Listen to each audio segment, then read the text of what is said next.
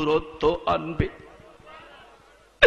বিজ্ঞান প্রমাণ করেছে বন্ধু, বর্তমানে সূর্যের দূরত্বটা পৃথিবীর জমিন থেকে 9.5 লক্ষ মাইল উপরে। জোরে কোন কতটুক?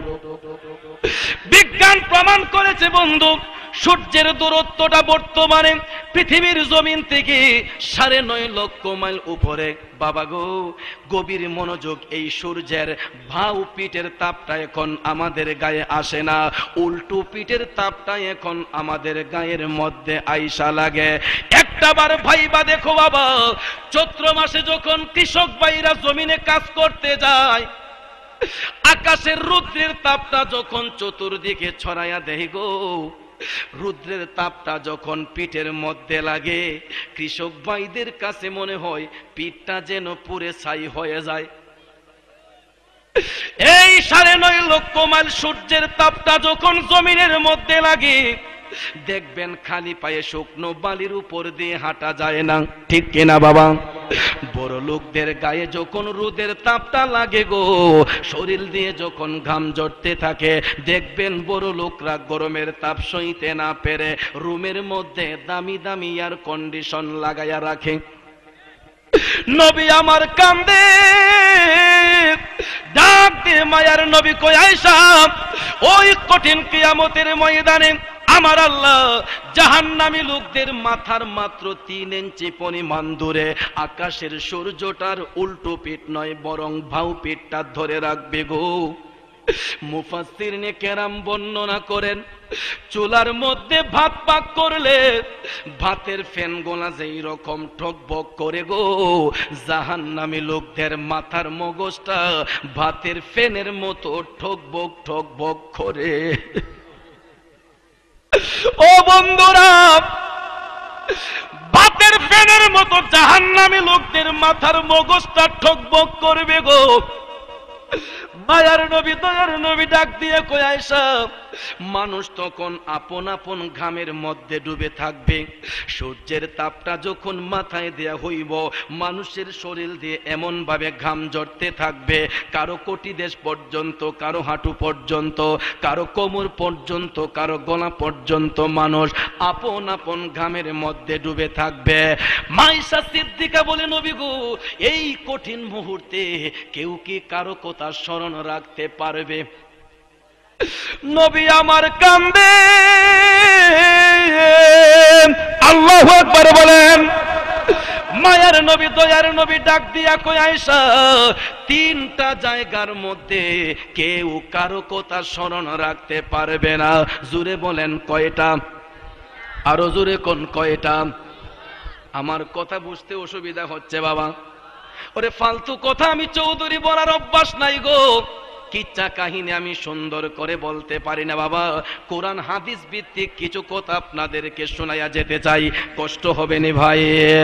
হাজিরিন, মায়ার নবী দয়ার নবী ডাক দিয়া কই, আয়েশা 3টা জায়গার মধ্যে স্ত্রী পুত্র সন্তানাদি আপনজন কেউ কারো কথা স্মরণ রাখতে পারবে না। মা আয়েশা সিদ্দিকা বললেন, নবী গো, ইয়া রাসূলুল্লাহ, এই 3টা জায়গা কোন কোন জায়গা? আমি আয়েশা আপনার কদমে জানতে চাই। সুবহানাল্লাহ কইলে কি মুখ কেউ বন্ধ করে রাখছে? জোরে বলেন সুবহানাল্লাহ।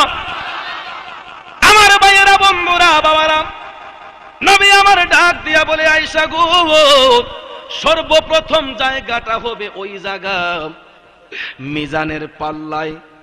মিজানের পাল্লায় যখন মানুষের নেকি বদি ওজন করা হইব গো, নফসের তাড়নায় মানুষের মধ্যে এমন একটা হেজিটেশন শুরু হবে, ওই কঠিন মুহূর্তে কেউ কারো কথা স্মরণ রাখতে পারবে না। ও মনরে, মরণ কথা করো স্মরণ, স্ত্রী পুত্র কেউ নয় আপন, ধনরত্ন সবই কারণ মনরে, ঠিক কিনা? ওরে তুই মরিলে,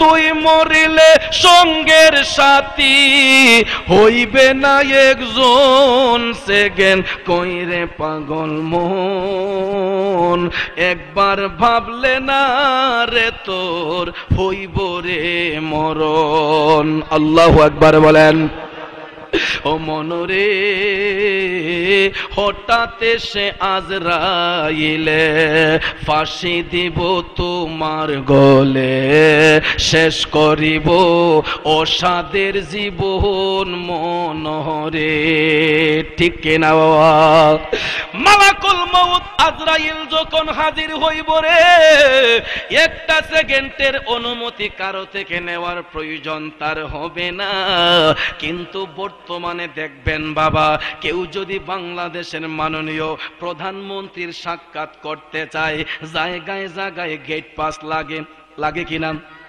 মহামান্য রাষ্ট্রপতির সাক্ষাতে গেলে জায়গায় জায়গায় গেট পাস লাগে কিনা মন্ত্রী সাহেবের সাক্ষাতে গেলে গেট পাসের প্রয়োজন হয় এমপি সাহেবের সাক্ষাতে গেলে গেট পাসের প্রয়োজন হয় আমার ভাইয়েরা বন্ধুরা বাবারা মালাকুল মউত আজরাইল যখন হাজির হইব গো প্রধানমন্ত্রী চিনবে না রাষ্ট্রপতি চিনবে না মন্ত্রী সাহেব চিনবে না এমপি সাহেব চিনবে না সমাজপতি চিনবে না শিল্পপতি চিনবে না কে ধনী চিনবে না কে গরিব চিনবে না এনি পারসন যার সামনে যখন হাজির হইব গো একটা সেকেন্ডের অনুমতি নেওয়ার প্রয়োজন হবে না কথা বলেন ঠিক কিনা ও মনরে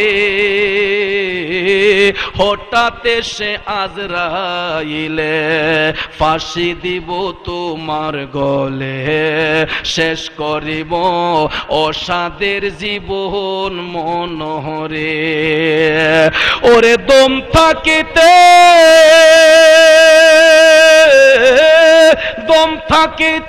আল্লাহ নবীর নাম করো স্মরণ সেকেন্ড কইরে পাগল মন একবার ভাবলে না রে তোর হইব রে মরণ জবানটা বন্ধ না রেখে চিৎকার দিয়ে বলুন আল্লাহু আকবার বন্ধুরা রে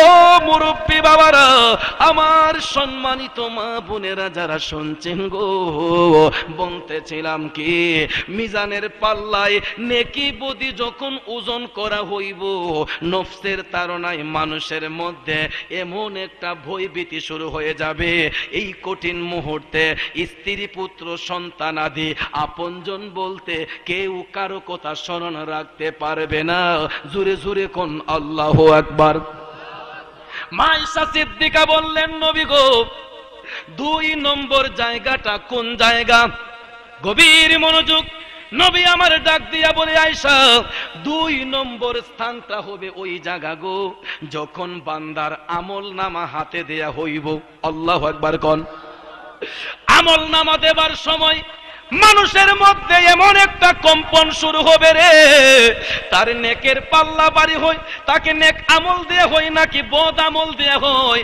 ওই চিন্তামগ্ন হইয়া মানুষ নিজেকে নিয়ে ব্যস্ত হয়ে যাইব নবী আমার ডাক দিয়া কয় আয়েশা গো এই আমল নামা দেবার সময় কেউ কারো কথা স্মরণ রাখতে পারবে না যারা নেককার ব্যক্তি হবে তাদের ডাইন হাতে আমার আল্লাহ নেক আমল দান করবে যারা জাহান্নামী ব্যক্তি হবে পিছনে ঘুরাইয়া তাদের বাম হাতের মধ্যে আল্লাহ বদ আমল দান করবে জোরে কোন নাউজুবিল্লাহ এবার বলুন আমরা নেক আমল চাই না বদ আমল চাই ওরে আরফাতের মাঠে সেই দিন সাজায়া দরবার আরফাতের মাঠে সেই দিন সাজায়া দরবার স্বয়ং নিজে হাকিম হইয়া করিবা বিচার মাওলা আমি গুনাহগার বেহিসাবে দিন গেল আমার জোরে কন্যা আল্লাহু আকবার বন্ধুরা রে ও আদমপুরের মুরব্বী বাবারা, আমার সম্মানিত মা বোনেরা যারা শুনছেন গো, মা আয়েশা সিদ্দিকা বললেন, নবী গো 3 নম্বর জায়গাটা কোন জায়গা? আল্লাহু আকবার বলেন। মায়ার নবী, দয়ার নবী ডাক দিয়া কই, আয়েশা 3 নম্বর জায়গাটা হবে ওই জায়গা গো, যখন বান্দারা ফুলসিরাতের পুলটা পার হবে। ওরে চুল হইতে চিকন করছো, হীরা হইতে ধার, চুল হইতে চিকন করছো, হীরা হইতে ধার, ফুলসিরাতটা কেমনে হব পার, মাওলা আমি গুনাহগার, বেহিসাবে দিন গেল আমার। আল্লাহু আকবার বলেন। চুল হইতে চিকন, হীরা হইতে ধার, 30,000 বছরের রাস্তা ফুলসিরাতের পুল। কয় হাজার? 30,000 বছরের রাস্তা ফুলসিরাতের পুল। বাবা গো, এই পুলটা কি সবার জন্য? সবার জন্য। উইদাউট ইমানদার মুসলিম, ইমানদার ছাড়া জাহান্নামীদের জন্য হবে। চুল হইতে চিকন, হীরা হইতে ধার, 30,000 বছরের রাস্তা ফুলসিরাত। আল্লাহু আকবার বলেন। আমার ভাইয়েরা, বন্ধুরা, বাবারা, ওই ফুলসিরাতের পুলটা কোথায় বসানো হইব জানেননি? ফুলসিরাতের পুলটা আমার আল্লাহ বসাইব গো জাহান্নামের জ্বলন্ত আগুনের উপর। আল্লাহু আকবার কোন। বন্ধুরা রে, ফুলসিরাতের পুলের নিচে থাকবে জাহান্নামের জ্বলন্ত আগুন, এর উপরে থাকবে ফুলসিরাতের পুল গো। এখানে একটা খুশির সংবাদ আছে বাবা, সুবহানাল্লাহ কোন। যদিও জাহান্নামের জ্বলন্ত আগুনের উপর ফুলসিরাতের পুলটা আল্লাহ বসাবে, এখানে ঈমানদারদের জন্য একটা শুভ সংবাদ আছে, সুবহানাল্লাহ কোন। কারণ যারা ঈমানদার, ঈমানদারদের সিনার মধ্যে ইশকের আগুন ধাউ ধাউ করে জ্বলে, সুবহানাল্লাহ বলেন। ঈমানদারের সিনার মধ্যে ইশকের আগুন জ্বলে। আমার বাবারা, ঈমানদাররা যখন ফুলসিরাতের পুলের মধ্যে কদম রাখে গো, জাহান্নামের জ্বলন্ত আগুন আমার আল্লাহরে ডাক দেয়া কয়, আল্লাহ তোমার বান্দার সিনার মধ্যে ইশকের আগুন যেইভাবে ধাউ ধাউ করে জ্বলছে, আমি জাহান্নামের আগুনটা তো নিভে যাচ্ছে। আরো জোরে কইতেন না? তাইলে ঈমানদারের দাম আছে না নাই? আরো জোরে বলেন, আছে না নাই? ঈমানদারের ইশকের আগুনে জাহান্নামের আগুন নিভে যায়, এটা কি সাধারণ কথা? তাহলে ঈমানদার হওয়া দরকার আছে না নাই? আল্লাহ মানলে, পরকাল মানলে ঈমানদার হওয়া যায় না। আমার বন্ধুরা, আল্লাহ মানলে, পরকাল মানলে ঈমানদার হওয়া যায় না। ঈমানদার হওয়ার শর্ত হলো আমার নবীকে বিশ্বাস করা, ঠিক না বেঠিক? কারণ আমার নবী হচ্ছে ঈমান, ওই নবীকে যারা ভালোবাসবে তারাই হবে ঈমানদার, ঠিক না? মদিনা ঈমানের বাড়ি, মদিনা ঈমানের বাড়ি। খারাপ লাগে বাবা, আরে কত জনে কয় আমারে, কেমনে যাব সেই সোনার মদিনায়, শুনেছি সেথায় নাকি শুয়ে আছেন দু জাহানের নবী, মদিনা ঈমানের বাড়ি। বন্ধুরা, এবার বলুন ঈমানের বাড়ি কোথায়? আমরা সহজ ভাষায় বলে দেব গো, আমার নবী কামলিওয়ালা যেথায়, ঈমানের বাড়িও হচ্ছে সেথায়, ঠিক না বেঠে? আফসোস লাগে, দুঃখ লাগে বন্ধু, বিশ্বের মধ্যে এমন কিছু বাটপার এখন বের হয়ে গেছে গো, যারা বইলা বেড়ায় আমার নবীর উপর ঈমান আনা নাকি হারাম। আরো জোরে কইতেন না? ডিশ চ্যানেল হয়তো সবার ঘরে ঘরে আছে, ফেস টিভি বাংলা নামক একটা চ্যানেল আছে। যারা শহরে বন্দরে থাকেন, গ্রামের মধ্যে এখন ডিশ চ্যানেল আছে, ফেস টিভি বাংলা নামক একটা চ্যানেল আছে বাবা। 24টা ঘন্টা এই চ্যানেলের মধ্যে ইসলামিক অনুষ্ঠান প্রচার করা হয়। আমি চৌধুরী বলি, এইগুলা ইসলামের নামে কিছু ভণ্ডামি অনুষ্ঠান। কারণ এই ফেস টিভি বাংলায় বিশ্বের একজন আলোচিত বাটপার আছে, যার নামটা না বলে আমি পারছি না বাবা। এই বিয়াদবের নাম হলো ডক্টর জাকির নায়েক। নামটা শুনছেননি? ভারতের এক সেমিনারের মধ্যে যোগদান করেছিল। ভারতের জনগণ তাকে জিজ্ঞেস করেছিল, বিশ্বের মানুষেরা হিন্দেল ওয়ালি গরিবে নেওয়াজ খাজা মঈনুদ্দিন চিশতি রহমাতুল্লাহ আলাইহির দরবারে যায়, আল্লাহর ওলি খাজা বাবার দরবারে জায়েজ আছে কিনা? প্রতি উত্তরে যায় ডক্টর কাফের নায়েক বলেন, খাজা তো দূরের কথা, ওলি আল্লাহ তো দূরের কথা, নবীর উপর ঈমান আনাও হারাম। আরো জোরে কোন না নাউযুবিল্লাহ। বিয়াদবে রাসূল যারা নবীর দেখা পাবে না, ঠিক না? আশিকে রাসূল হইবে যারা, নবীজি তাদের বলবে না। আওয়াজ করে বলুন ঠিক না? এ বন্ধুরা বাবারা, এই কাফের নায়ক তো বলেই রে বাবা, আমাদের বাংলাদেশে আরেকটা বাটপার আছে গো। ওই বাটপার বলে খাজা বাবা নাকি নিজেই গাঁজা খাইতে খাইতে শেষ। আরো জোরে হইতেন না? আমরা যে সুরের ভাষায় অনেক সময় বলি, কেউ ফিরে না খালি হাতে খাজা তোমার দরবারে, বলি কিনা? এই কথাটাকে ব্যঙ্গাত্ম করে বাংলাদেশে আরেকটা বাটপার বলে, কয় খাজা বলে নিজেই গাঁজা খাইতে খাইতে শেষ। আরো জোরে কইতেন না? আমার কাছে ভিডিও রেকর্ড রয়েছে, যে কোনো সময় ইচ্ছে করলে আমি দেখাতে পারি বাবা গো। অনেক সুন্নি মাহফিল আমি ভিডিও রেকর্ড সহকারে সঙ্গে রেখে সুন্নি প্রেমিকদেরকে আমি দেখিয়েছি। ভাইয়েরা আমার, আপনাদের দুয়ারে বরকতে আমি গুনাহগার। বাংলাদেশের 49টা জেলা ভ্রমণ করলাম। সত্যের পক্ষে কথা বলতে আমি চৌধুরী কাউকে দ্বিধা করি না, কারণ জন্মিলে মরণ একদিন আছে, ঠিক কিনা? জীবনটা হাসি মুখে দিয়ে দেব, তারপরেও ঈমানটা বিক্রি করব না। কথা বলেন ঠিক কিনা? এ কোন গরিবে নেওয়াজের বিরুদ্ধে কথা বলছে বাবা? যেই খাজা আজমিরি ভারতের জমিনে ৯৯.৫ লক্ষ হিন্দুরে মুসলমান বানায়া আজমিরের জমিনে শুয়ে শুয়ে আরাম করতেছেন। কথা বলেন ঠিক কিনা? এই খাজা বাবার বিরুদ্ধে যারা কথা বলে গো, এরা মুমিন নাকি মুনাফিক?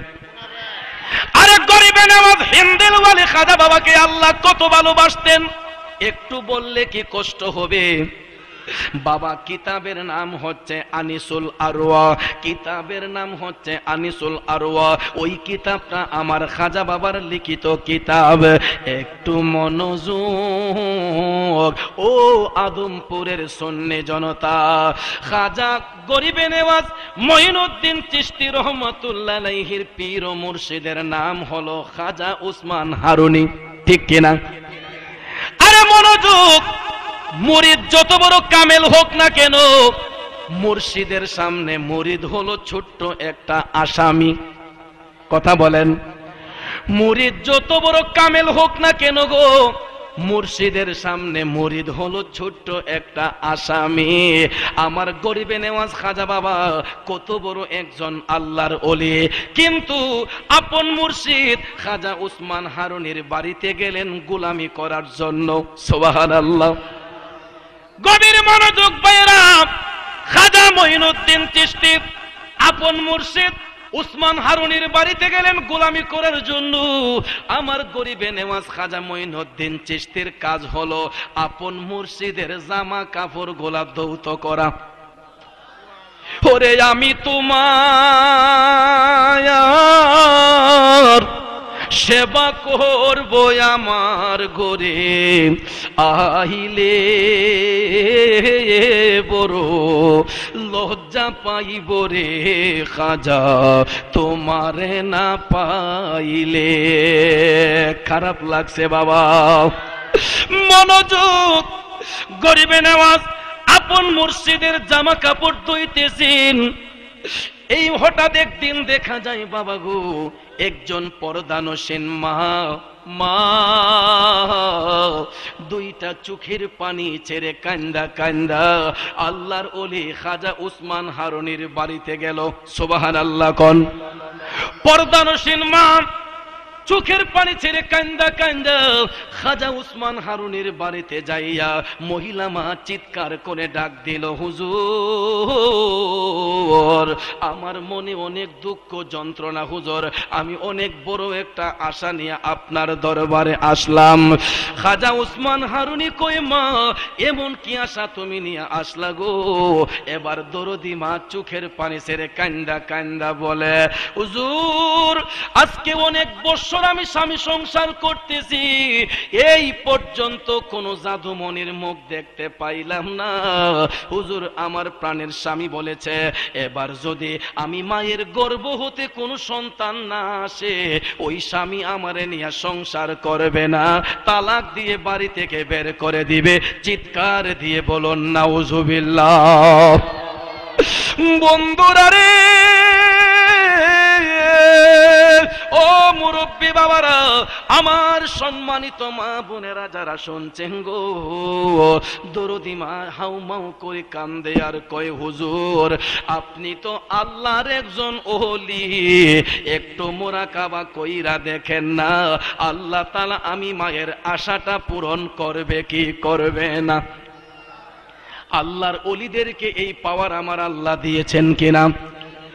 আমার ভাইয়েরা বন্ধুরা বাবারা, মা দরদি অ্যাপ্লিকেশন করার সঙ্গে সঙ্গে গো খাজা উসমান হারুনি মায়ের কথা শুইনা চোখের পানি ছেড়ে মুরাকাবার মধ্যে বৈশা গেছে রে।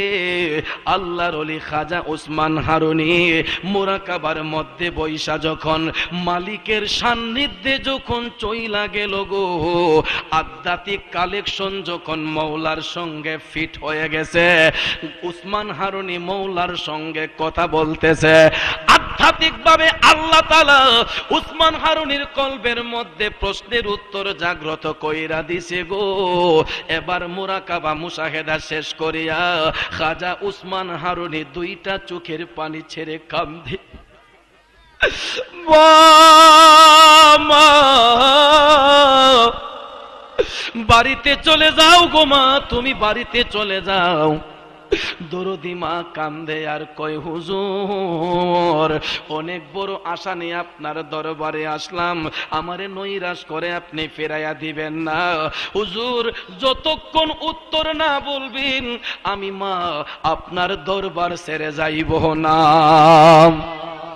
ও বন্ধুরা, আমার মুরব্বী বাবারা, এবার উসমান হারুনি দুইটা চোখের পানি ছেড়ে কান্দে গো। চোখের পানি ছেড়ে খাজা উসমান হারুনি কয়, মা আমি মুরাকাবা কইরা দেখছি গো, আল্লাহ তাআলা কোনদিন তুমি মায়ের গর্ভে কোনো সন্তান দিব না। মায়ের কষ্টটা বাড়ছে না কমছে? চিৎকার মেরে দরদি মা কই, হুজুর এই সংবাদ যদি একটা বার আমার স্বামীর কানে যাইতো পারে, এই স্বামী আমারে আর বাড়িতে উঠতে দিবে না। হুজুর আরেকটা বার একটু চেষ্টা করে দেখেন। উসমান হারুনি কয়, মা সন্তান দেবার মালিক হলো আল্লাহ গো, আমি হারুনির যতটুক চেষ্টা ছিল আমি করেছি, আমার চেষ্টার বাহিরে আমি আর যাইতে পারবো না, তুমি চলে যেতে পারো গো মা, আমার দ্বারা আর সম্ভব না। জোরে কন্যা আল্লাহু আকবার। মহিলা কি মনের দুঃখ নিবাইতে পারলো? আরে মনের দুঃখ মনে রহিল রে, বুঝলে না রে মুর্শিদ চান, চন্দ্র সূর্য যত বড় আমার দুঃখ তার সমান। আল্লাহু আকবার বলেন। সকালবেলা হয়তো অনেকেই বলতে পারে, আরে চৌধুরী সাহেব দি গান গায়া গেছি, গান কইব না?